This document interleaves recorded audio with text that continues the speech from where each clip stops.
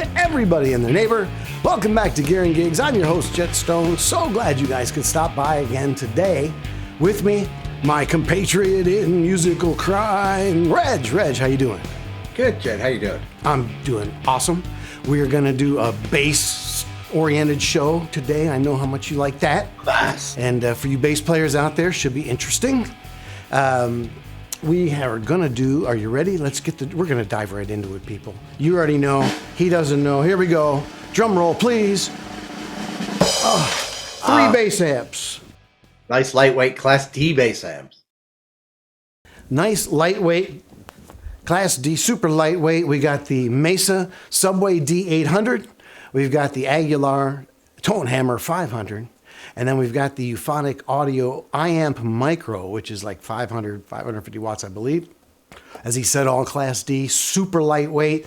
These bottom two are, 6-7 pounds a piece. This top one is like 2 pounds or something. It's under 3. It's super, super lightweight. Probably half the size of the Mesa. Probably half the size of the Mesa. This one's 2-channel. The other two are single channel. Let's see, this one and the Aguilar have got effects loops. The Mesa does not. Everything's got a direct out, which is how we're running. Straight out of here, no speakers. Straight out of here into our digital recorder. No extra preamps, no compression, so we're running straight in from our bass. I've got an A-B switch down here at my floor, at my feet, at my floor. Well, it's at both, technically. That's going to flip us between 2 amps. We're going to bracket them, right? We'll go 2 against each other, pick the one we like, then put that winner up against the next one and see who comes out on top. Sound good? That sounds like a fair fight. All and we're right. going to get a fair representation, too, because we're getting the whole front end up all 3 amps, right? That's right. So it doesn't really matter because you don't really get flavor from a Class D power amp. Not too much. Yeah, you're You right. just get there. volume. Yeah, mostly just volume. So, yeah, we're going to get all the flavor and tone from all of them. Mm-hmm. This should be interesting. Yeah, I'm looking forward to this. If you hear any fan noise, all 3 of these got fans, so ignore that, please. I'll make sure that you don't hear it when we're auditioning tones from the bass. I'll turn off the room mic. Basses of choice for today. Got a 69 P bass, an original 69 with flatwounds for you vintage style folks. And then for you super modern folks, I got an 85 Rick 4003. Not really for the modern at heart. It's just for those of us that are into the progressive rock and or Beatles thing. McCartney and Wings, right? It's that kind of thing. So this has got roundwounds on it. It's got a toaster and a high gain. So kind of the best of both worlds there for our pickups. And let's just dive into tone, see what you think. I'm ready. All right. Let's see, the one I'm going through first is the Mesa. Is that cool? Okay. Go through the Mesa first. I have all the EQs flat right now, so they're just flat. They're straight up and down. Whether or not that's flat, I don't know. But I always call noon flat, whether it is or it isn't. yeah. So that's where we're at. We're going through the Mesa right now. Everything's flat, and here's our basic tone. I'm playing with fingers. If you want me to switch your pick, let me know.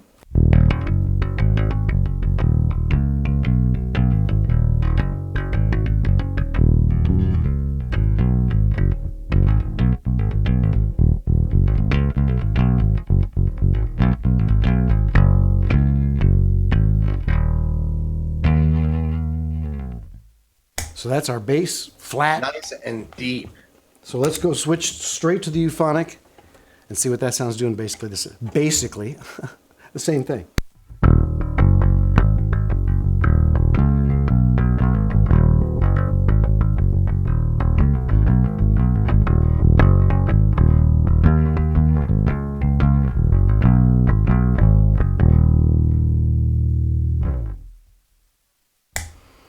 Way more mid-focused. Way more mid-focused. I agree. So let's go back to the boogie. See what we have in the way of EQ flexibility.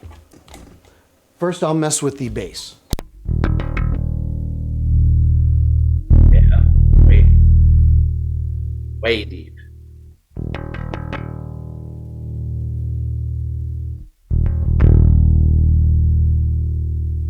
Okay, let's check out the mid.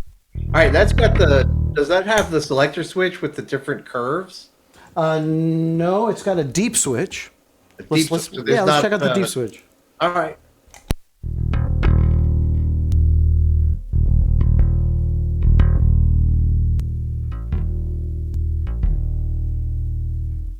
In my ear monitors, it sounds better to be deep. I don't know how's it sound to you? It definitely adds more. I'll tell you what, it's better sounding with the deep switch than it is cranking up the bass knob. Okay. It's got a low mid and a high mid, so let's mess with the low mid. Okay.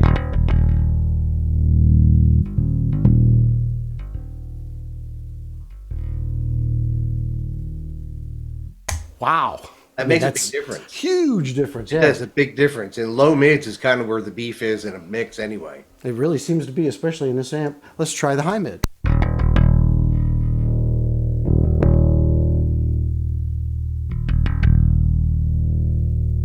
Like all boogies, the gain is very much, tied to the EQ. So when you move, Yeah, and I didn't. The high mid, I didn't when it went up, I didn't care for it much at all. When it went down, you could hear it kind of cutting that where you would like if it had some kind of curve or whatever, you'd want to give it a bump, but give it a bump in the lower range of mid range, right? And so yeah, that low mid is like the magic knob.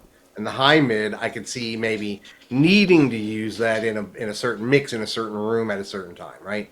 Right, or on a particular bass if it's Right. this is Yeah, flatwound, so it might more be different. utility than your actual go-to tone thing. Seemingly, at least with this voicing setting, and we'll see what the voicing does right. to that. But let's try the treble.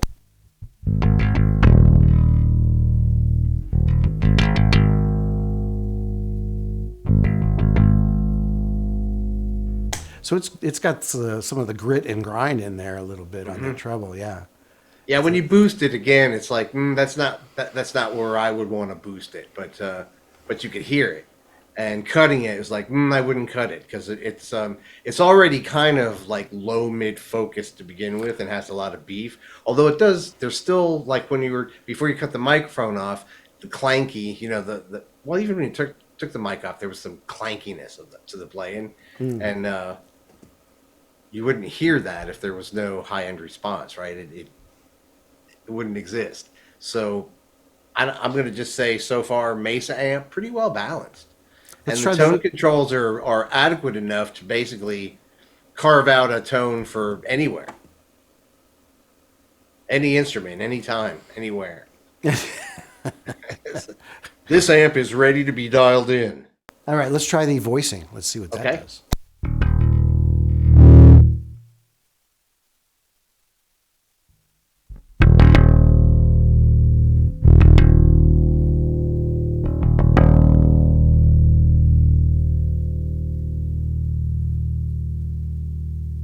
Interesting. A lot more aggressive.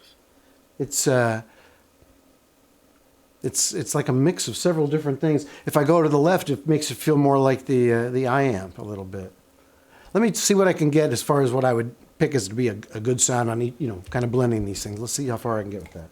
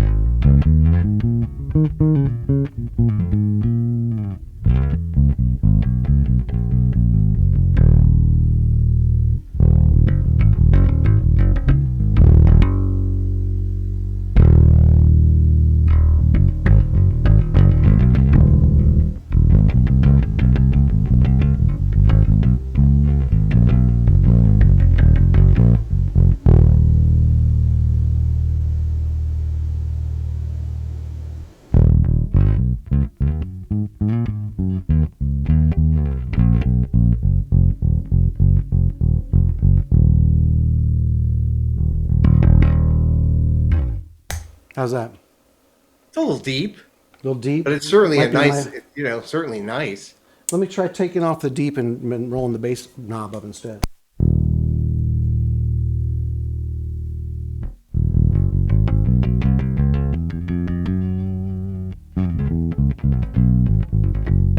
That sounds pretty good right there.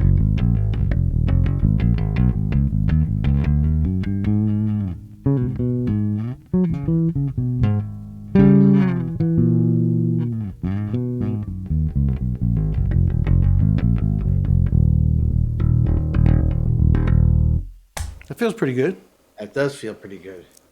All right, so here we go with everything flat on the iAmp.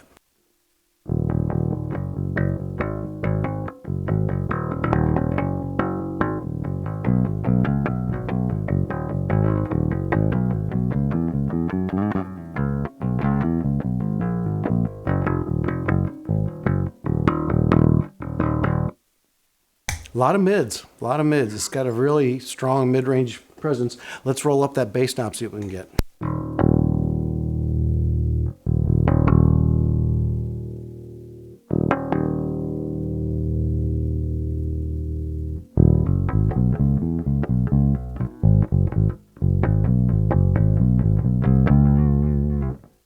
That's all the way up, and you pretty much have to do that to keep up with the mids almost. Let me roll down. Let's mess with the mid control because I have a feeling that's going to be one of our big things on this amp.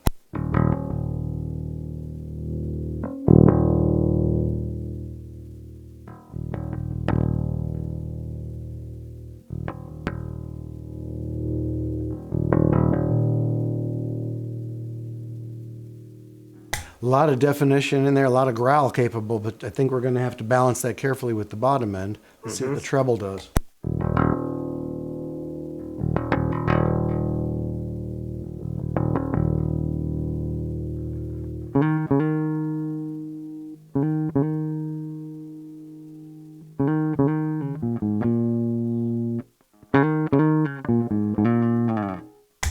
It's almost more of a clarity than a traditional treble in a way, you know. It's almost like I was going above. to say the same thing. I can hear a slight difference, but it's not like the two lower ones that you can actually hear that spectrum either increase or decrease.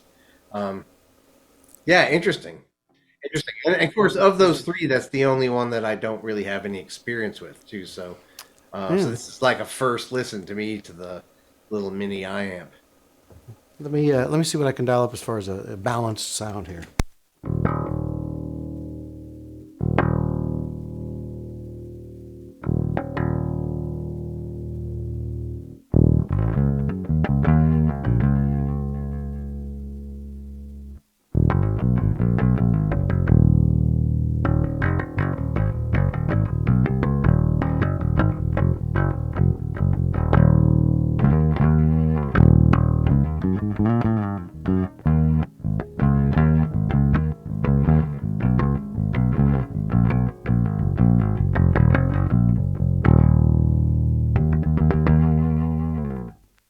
Tons of clarity. I mean, It's for sure.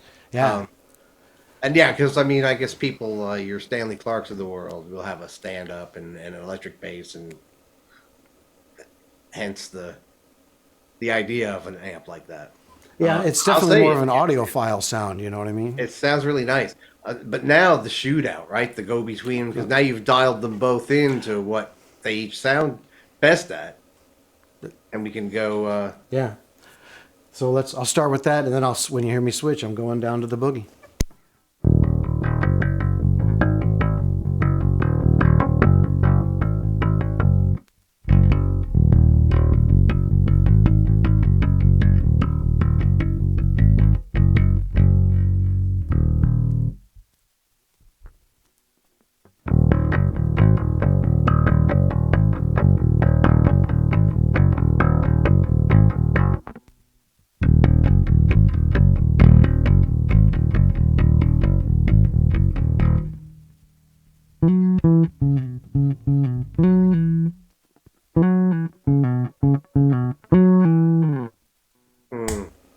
That's tough. That really is. It's tough because there's things about both of them I like, right? The beef of the Mesa for sure, but the clarity of the EA. Yeah. Yeah, the warmth, the Mesa's got undeniable warmth, comparatively speaking, yeah. But the other one's got undeniable clarity. Hey, this is an ABY switch, so let's put them together just for grins. See what that sounds like.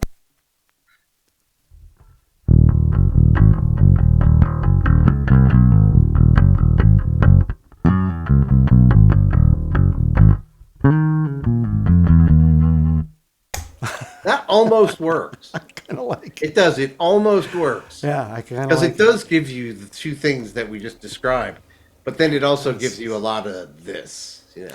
But Should we try the other bass? let's give it some Ricky roundwounds. Yeah. Let's see what it does with the other bass here. Oops.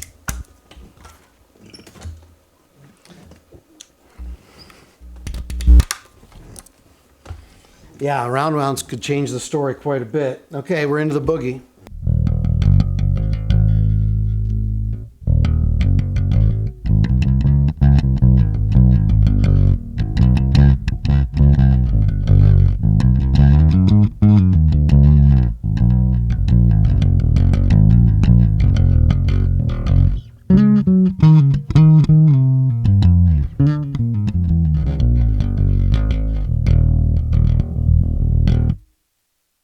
All right, now the euphonic.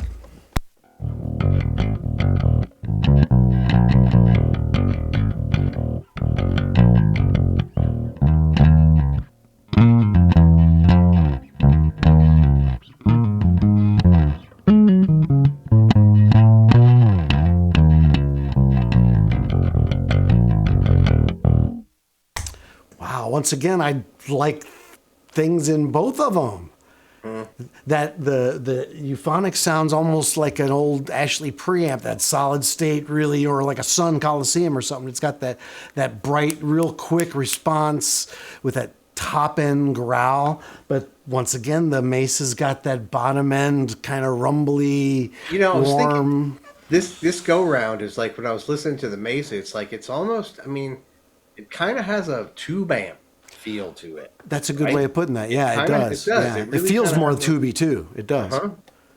Yeah, and the other one feels too fast to be tubes. Which is interesting because, as you know, I have two Mesa amps, and my walkabout amp is very tubey sounding. It sounds like a tube amp, and you can push it like a tube amp too, and it has that grind. Where the carbine is just as clean as a whistle. And I used to have a Mesa Buster 200, the 200 watt all tube amp, and that was the least tubey of all of them.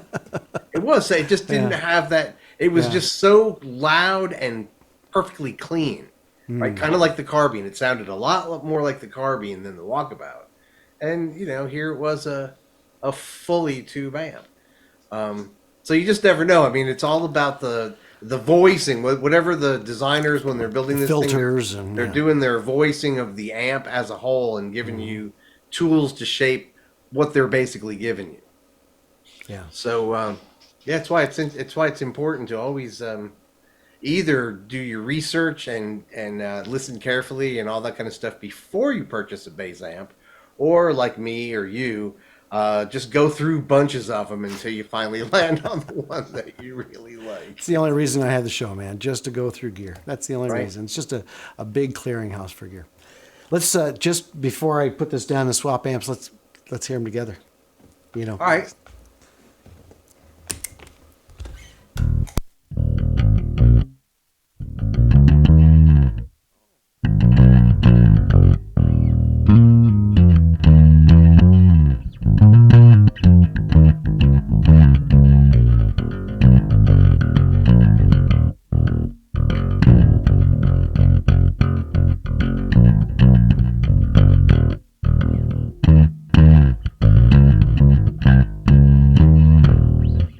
Once again, I like that. I like the real two well. of them together with that bass way more than I did Really with the well. bass.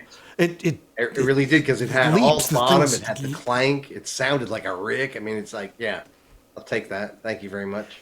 and it doesn't even hardly weigh anything extra in your bag when you carry it. It's like you don't even notice. Oh, So I yeah, probably got have that. effects pedals that are heavier. Yeah, I'm sure that you do. Okay, so let's. So which two should we be shooting at next? You know what? I mean, you know how I like to break your rules, right? Mm-hmm. What if we don't shoot the Aguilar out with anybody? What if we just listen to it?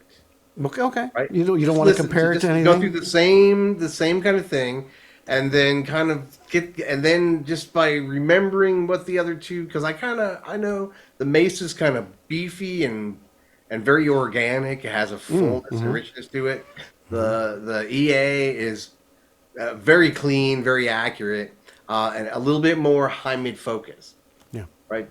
So we see what we need after we listen to the Aggie. Right. Okay. Cool. All right. We'll do that. Okay, so here we go with the Aguilar Tone Hammer 500. Everything's straight up and down. Here we go. P-bass, flat wounds.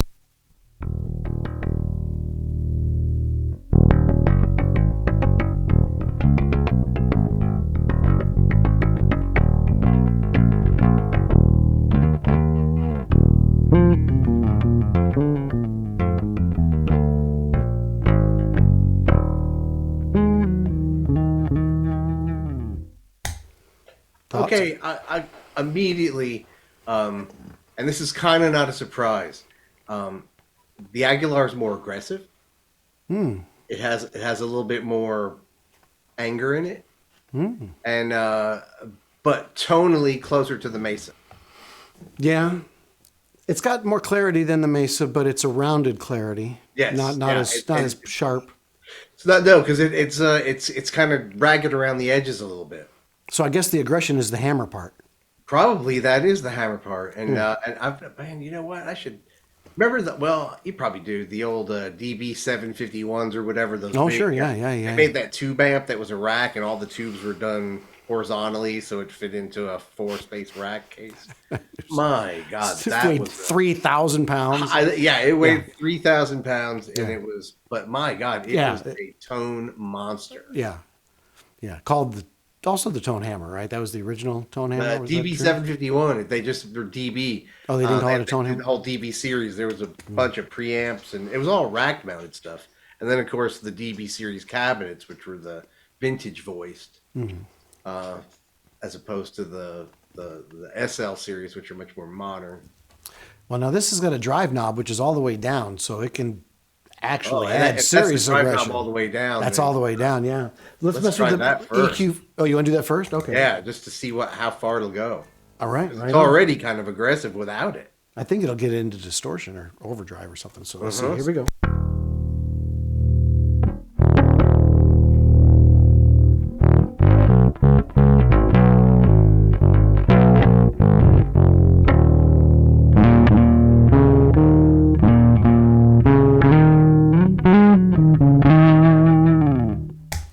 It's interactive with the regular gain, and that was all the way up. But once again, it's flat wound, so it's not going to be as aggressive as it would be with the Rick, which we'll try in a minute here. Okay, I'm going to turn the drive down. Let's mess with the bass and see what the bass knob does.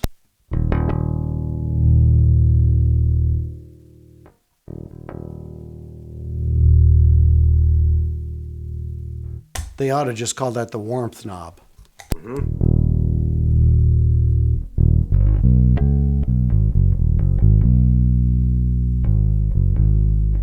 I like that. Do you like that? It sound good? I do. Let's try the treble. I'm going to skip the middle for a second because it's got a frequency adjustment. So let's do the treble real quick.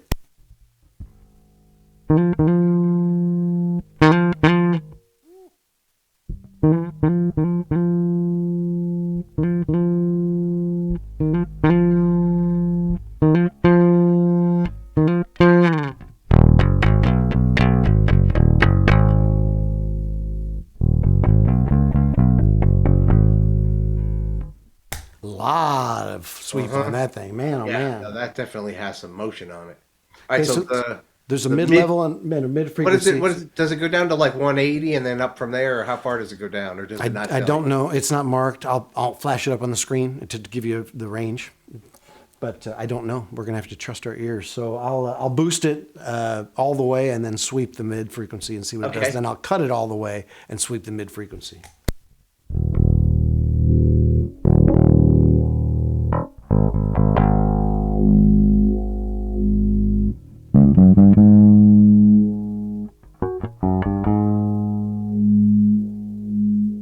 It's the hardest to use wah-wah pedal in the world. I was just going to say, it almost sounded like a filter sweep going on there.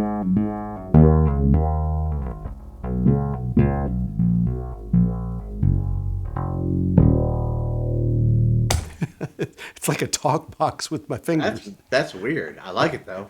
All right, I'm going to take it all the way down and let's see what it does. Okay.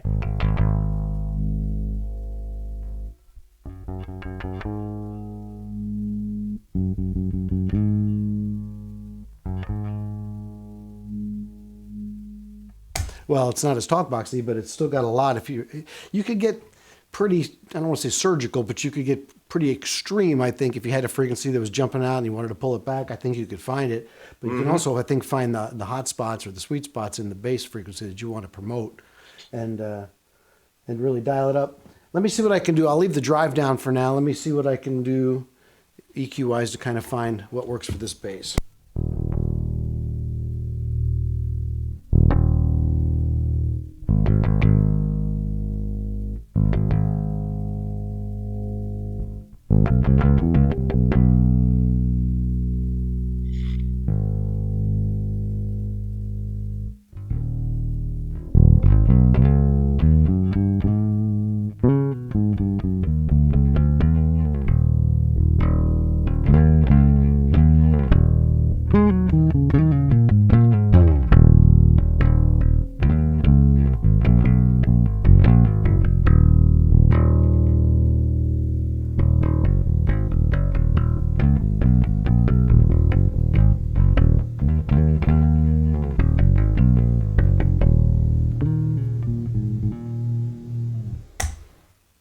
All right, so interesting. I'm sure that you put them together the way they are due to size, right? The smallest one on top and the Exactly. biggest one on the bottom, Exactly. right? Yeah. Mhm. And then by coincidence, the tone hammer kind of splits the difference between. It's sort of the sweet spot. I'm going to just say, I know that we haven't listened to the Rick yet, but I can already tell you. And as a big Mesa fan, as you know, I mean, I've owned a lot of Mesa gear, still do. I'm right there with you, as you can see me. Yeah. Oh my God. Yeah. No. I Mesas mean, behind huge me. Mesa fan. I've never owned any EA, but then again, I always thought of that as like if I played stand-up bass, which I don't. But that Aguilar Tone Hammer, my goodness, that's sort of like I think that's the winner, hands down. More flexibility, tonally, more plus the drive, so you have more options. And I haven't heard a bad one. It's like nothing that you dialed in was like, oh, well, I wouldn't, you know what I mean? It's like everything sounded good, just different. Right. Yeah. It isn't that you have to avoid bad spots. It's just pick what your favorite good spot is. Yeah. Pick what you like. Yeah. The other ones have got spots where you go, ooh, no. Right. And you have to pull it back. This one, yeah, you could close your eyes and whatever you came out with, you could make it work. Mm-hmm. Let's try it with the Rick.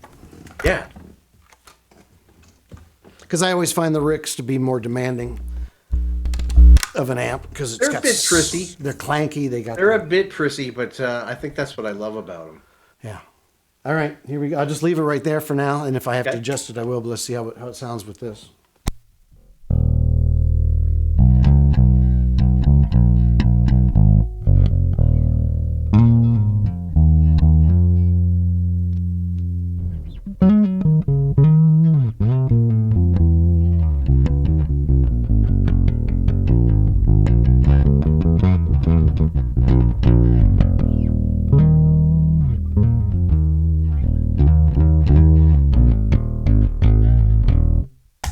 I feel like I could dial up a little bit more zing. Yes. A little more bit more zing. zing. That's Yeah, let me see exactly if what you need.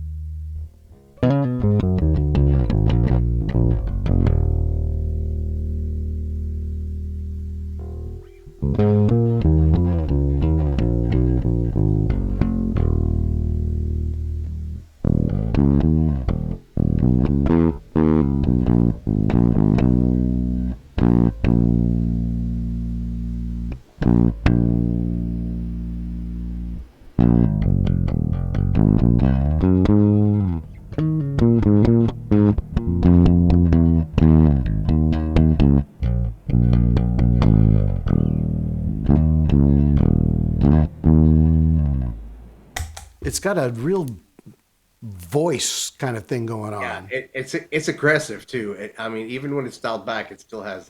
You can kind of hear the anger in the tone, right? It kind of, which is why they call it a tone hammer and not a tone flower, right? It's not a tone flower, it's a tone hammer. Right. Um, Right. it's funny because like I have played around with and owned the tone hammer pedal, which is a Oh yeah. overdrive. It's an overdrive pedal, right? But it's sort of loosely based on the front end of this amp, or the tone hammer amp.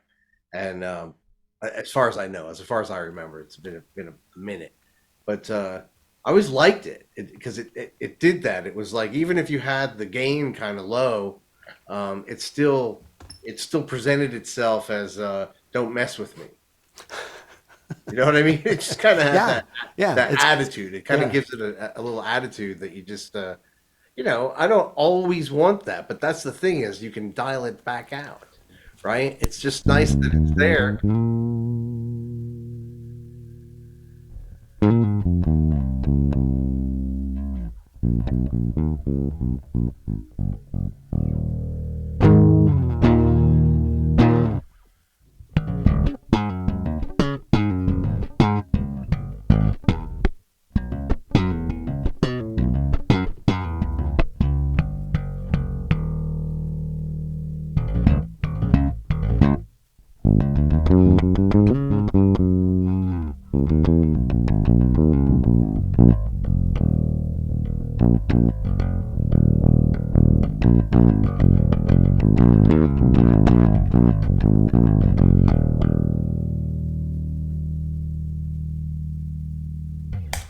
It's got the growl. It's got the bottom end. It's got enough of the top end sizzle. It's got everything you need. And I'm going to say this: I'm going to give 2 thumbs up to all three of them because I think all three of them do a thing. And I would have going into this, I had a bias. I thought, well, of course, I'm going to like the Mesa amp the best, and I do. I think that Mesa amp sounds great. Don't get me wrong, but it's like if you're just talking about those three, then if some young bass player was like, well, I want to get something that versatile bass head, lightweight, blah blah, blah. I go, you know what? Get the tone hammer. Get the old Tone Hammer 500. Doesn't weigh, but it's lighter than my Walkabout, which is my lightweight head, and I think that's 12 pounds or something like that. I think Yeah. it's 12 pounds. Has a handle built on it because it's heavy enough to need a handle. And then never mind the M3. That's a rack head that's just too heavy for the power ratio. It's 300 watts, and it weighs probably more than all three of those put together. So okay, so you're going out to the gig or to the studio, you do some recording, you're going to throw your tone hammer in the bag. Which is your backup amp? Ooh. Now see, okay, now this is gonna sound sacrilegious, but if I'm bringing it back, it depends. Now, is my backup amp supposed to be something to fill in tonally for it, or am I bringing a backup amp to have a different flavor? You're bringing a backup amp in case your amp goes down. You got an extra one, but also, and maybe you're playing a bigger gig. You take two just in case you need to cover more stage Yeah. room and split some cabs or Subway. something like Subway is the Yeah, other the one. Subway. Yeah, because the Subway and the Aguilar are in the same universe. They're different, but they're kind of in that same old school bass tone universe where the EA is very modern, very clean, very snappy, which is awesome. But so that's what I was thinking. Like if I was trying to cover multiple things, or if I was running, for instance, if I was running a stereo rig, right? Then it would be the EA because I'd want one side to be completely clean and the other side to be not completely clean. Interesting. Okay, that's interesting to me. If I think for me it would depend on what I was playing against or with. Again, Right. what am I Well, fighting that against? matters. So if it's a guitar-based situation, I think the Mesa would be the second choice. I think the Aggie's my first choice. But if I was playing against synthesizers, I think I'd go EA because that's going to give me that clarity to jump out on top and be heard, and my notes will be distinct. I think the Mesa might lose a little bit of that. Yeah, I agree. Surrounded by a lot of synth bass, but around guitars, I think I would want the Mesa's warmth on the bottom. I think in either case, the Aguilar, if it made it through the show, would be the one I would be happiest with. I'll tell you this: if you were a young bass player and you owned one of those three heads, I am a young bass but- player. What are you saying, young man? I'm talking about maybe some other person, Right. Sure. some other person. Yeah. And they owned any one of those heads, then they had a good bass amp. Any one of these, I agree. And these are pretty extreme ends of the spectrum for bass. There's a lot of things in between these two. Like I think a jazz bass would be distinctly between these two. Humbucker-based bass is going to do well with any of these, I think. Well, my so. two Mesas couldn't be. Oh, look, there they are, right there, one on top of the There other. they are. They couldn't be less alike. Yeah. I mean, less. But they make a good stereo pair. They make a great stereo pair, yeah. But like if you just go back and forth one to the other, you'd be surprised that the same company made both of them. Okay, so here's a question for you. If you're using a lot of effects as a bass player, which one you want to use? Ooh, I'd still go with the Tone Hammer. I might consider the EA at that point. The effects loop over the boogie and the clarity, man. All your modulation stuff. Gosh, that would come out so nice. True. Yeah.